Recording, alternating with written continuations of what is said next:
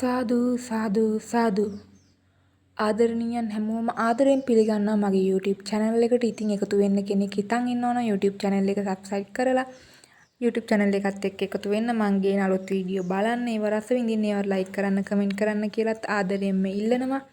ඉතින් මේ වීඩියෝ එක අරගෙන එන්න සෑහෙන කාලයක් පරක්කු වෙන්න හේතුව තමයි වීඩියෝ එක දැම්ම දෙපාරක් විතර copyright වැදුනා. ඉතින් මට සිද්ධ වුණා මේක නැවත සැරයක් ආයෙ හදන්න. මට ඒකට පොඩි කාලයක් ගියා. මේක සිද්ධ මේ කඨින චීවර පූජාව කරේ මාස 3ක් ඇතුළත. කොහොමද ඒවට අපි සරසුනේ කොහොමද මං ඔයාලට ෂෝට් වීඩියෝ වලින් කලින් අරගෙන ඇවිල්ලා තියෙනවා වීඩියෝ වලින්.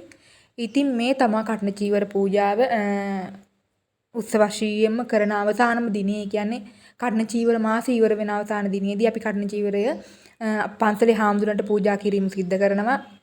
මේ පූජා කරන්න කලින් කඨින චීවරය අපේ නිවසෙන් රැගෙන ගිහිල්ලා ගම පුරාම අරන් ගිහිල්ලා ආශිර්වාද කරගෙන ගමේ වැසියන්ටත් ඒ වැඳ පුදා ගන්න අවස්ථාව ලබා දීලා පන්සලට රැගෙන ගිහිල්ලා පන්සලේදී තමයි කඨින චීවර පූජාව පන්සලේ හාමුදුරන්ට බාර වීම පූජා කිරීම සිද්ධ කරන්නේ. මේ වීඩියෝ එක බලන ඔයාලා හැමෝටම මේ ආනිසංස ලැබේවා කියලා ප්‍රාර්ථනා කරන ගමන් දිගටම බලාගෙන ඉන්න. අපි කොහොමද මේවා සිද්ධ කරේ කියලා මට පුළුවන් විදියට වීඩියෝ කෑලි ටිකක් ගත්තා. ඒ ටිකත් එක්ක තමයි මේ වීඩියෝ එක මම හැදුවේ. මම හිතනවා මේ වීඩියෝ එක ඔයාලා රස විඳී කියලා බලයි කියලා.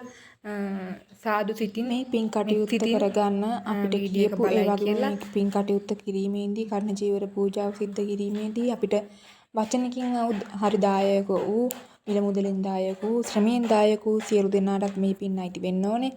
ඒ වගේම මේ කඨින චීවර පූජාව මෙලෙස සාර්ථක කර ගැනීමට සහයෝගය දුන් සියලුම දෙනාටත් මේ පින් අයිති වෙන්න ඕනේ.